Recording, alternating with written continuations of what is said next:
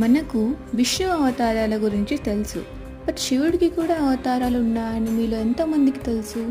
అయితే ఆ అవతారాల గురించి ఇప్పుడు నాతో పాటు మీరు కూడా తెలుసుకోండి.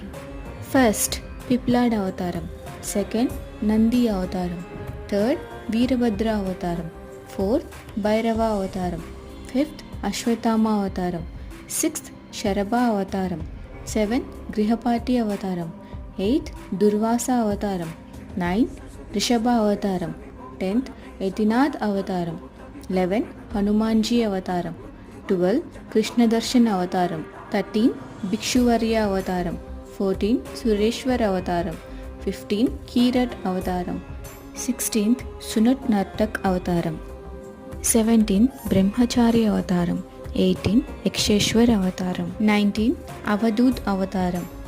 ఇప్పుడు మీరు కూడా నాతో పాటు తెలుసుకున్నారుగా? అయితే కమెంట్